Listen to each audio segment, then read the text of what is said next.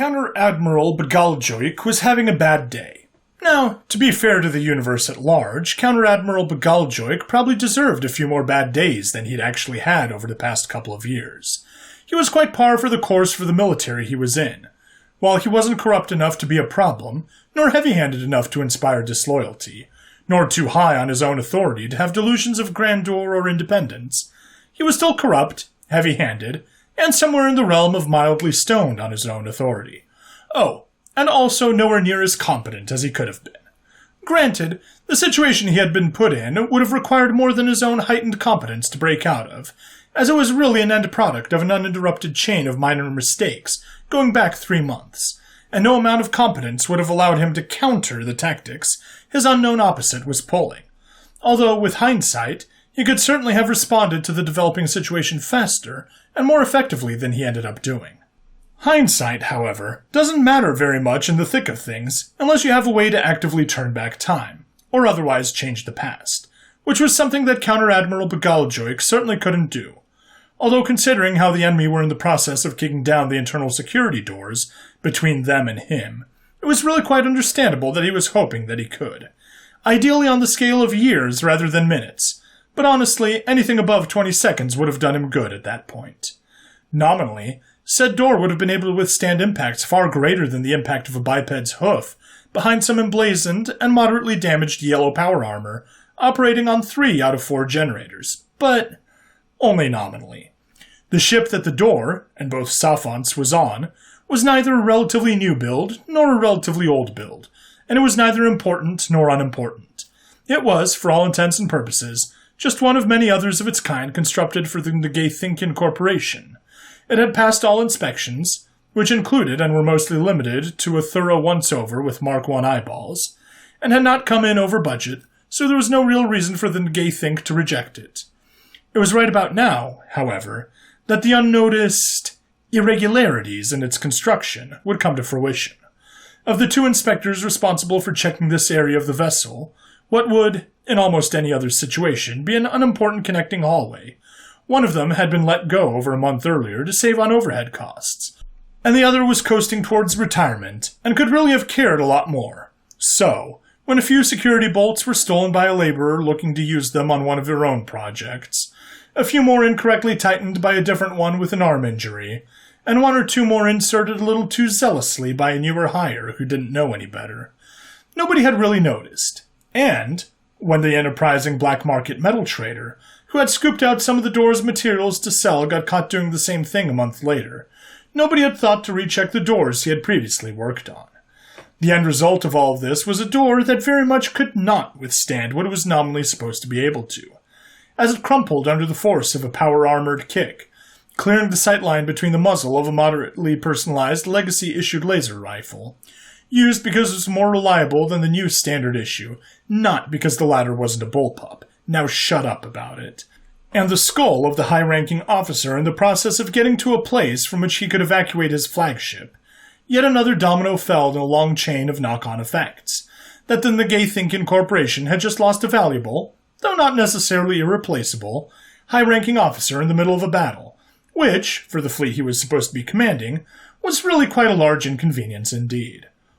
Or, to put it in fewer words, Counter-Admiral Begaljoik's day very quickly got a whole lot worse. Meanwhile, in the next star system over, the cyan power-armored boarding teams were having a lot more trouble than their yellow counterparts 2.5 light-years away.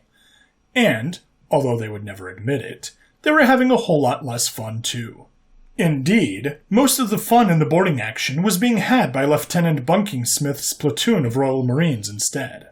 Partly because, unlike the unfortunate Counter-Admiral, they had functional blast doors to play with, but also because, in the words of one particular moribund cyan-garbed soldier, "Why in the name of the Great Mother would there be a laser turret in there?" Now, in terms of last words, that's not exactly the most heroic thing for a soldier to say, but it is certainly understandable, especially when the laser turret in question was deployed specifically to position you in the sightline of a rather quite dashing and well-trained marksman, and, just as importantly, in front of the barrel of his trusty Lee Enfield Mark 40. But, For as much as Private Gomingsop would boast about this specific kill later over his 3rd through 5th cups of Private Lesterway's self-made Westmoreland tea that evening, the poor Cyan Marine on the other end of his barrel did have a point. Because, unlike poor Counter-Admiral Bagaljuk, Bucking Smith's platoon weren't stationed on a proper warship, while the unlucky Counter-Admiral had simply taken a run-of-the-mill battleship as his flagship when he was promoted to the position. The flagship provided by the human navy to Admiral Chavon, it's pronounced C-O-Bon, O'Croydon, was a communications vessel. A communications vessel with nominally nothing more than just basic self-defense weaponry that wasn't rated against anything more than space junk, fire-and-forget missiles, and maybe the odd enterprising bomber if you're lucky. Rated against, in this case, not equating to is only effective against, as fully half of the Cyan Marine boarding troop and the metaphorical spirits of their well-shielded and highly armored boarding craft will tell you. They will likely also go on a rant about how their part of the plan was only agreed on specifically because the human flagship was a lightly armored communications ship instead of an actual warship, as even the harebrained schemers who came up with the plan of boarding the enemy flagship and decapitating the entire chain of command didn't think it would have worked on the humans if their flag was being flown by a proper warship. But, aside from being a minor falsehood, the Cyans would have had backup had the human flagship been a conventional one, but they would have gone ahead with their mission regardless.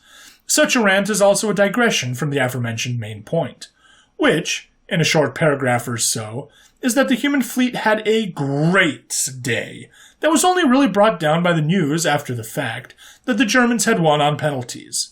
Again. Oh, and the fact that they had to retreat due to their position becoming untenable due to the front collapsing elsewhere.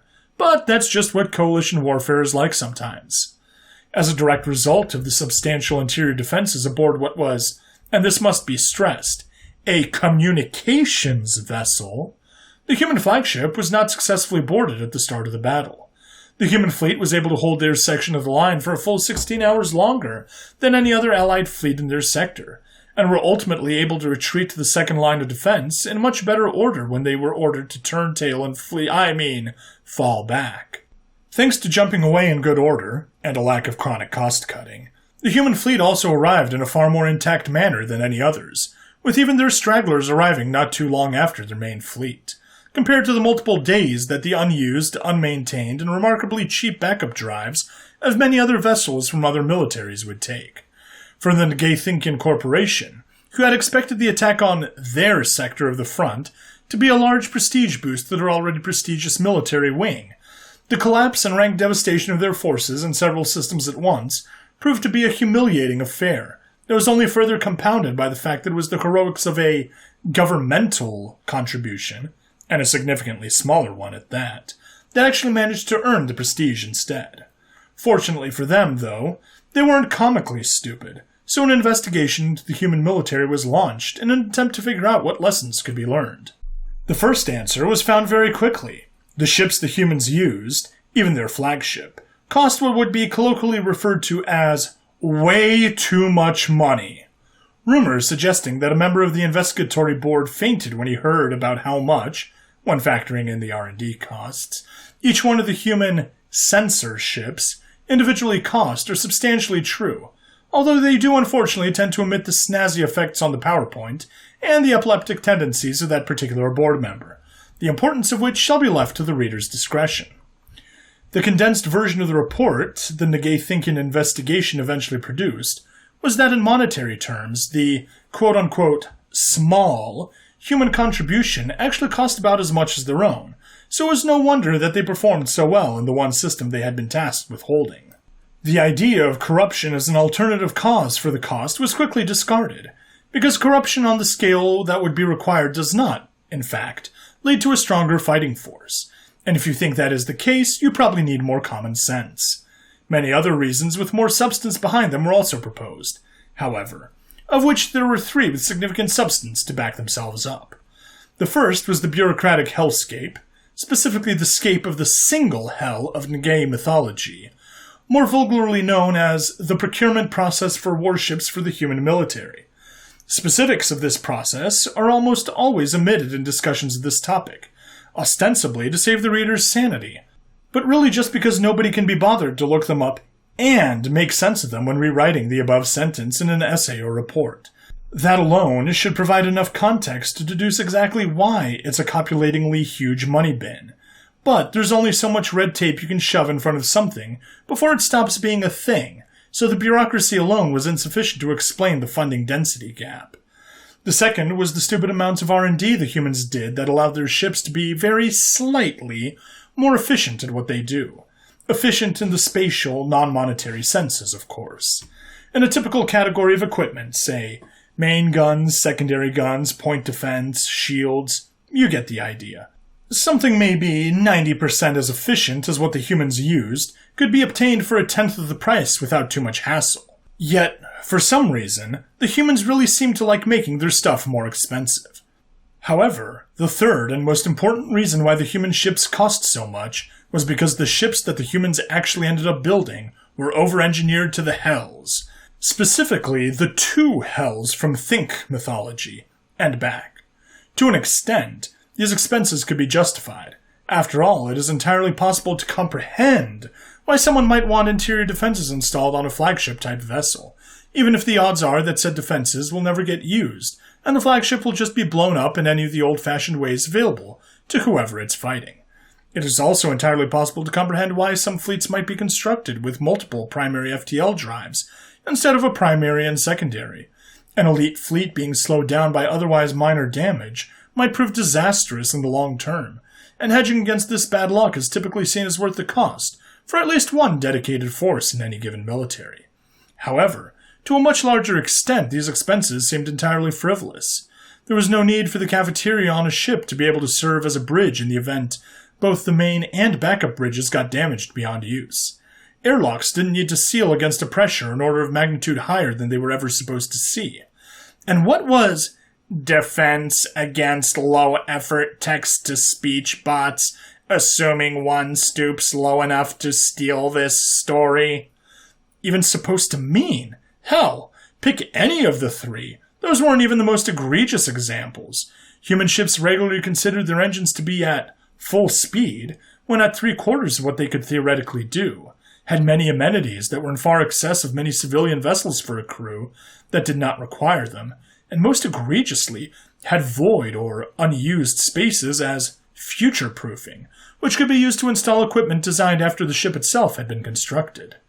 And yet, as the report concluded, the results of these expenses cannot be denied. The humans had won the battle they were faced with quite handily, specifically as the result of all the money they had spent on ineffective things, and had also won a nigh unacceptable amount of prestige, along with it at the expense of the Think Corporation. If the corporation wanted to improve, to repair its prestige and prevent such a humiliation happening again, or, at the very least, prevent the massive costs associated with having to replace your entire on-duty fleet on a front because the one you had there was damaged or destroyed in its entirety, something had to be done. Now, if the Think Corporation were human in origin, they would most likely have been liable to discard these results and blame bad luck or something, because the revelation of more money equals better quality would mean spending more money, and that is something that, for some reason, has a repeated habit of becoming anathema to the human business class. However, the Think Corporation, as the name may or may not suggest, were predominantly Think in makeup, so as beings possessing slightly more capability to plan for the future. A decision, by majority vote, was made among the corporation to shift their overall military strategy from their current model to one of a higher quality, lower quantity methodology.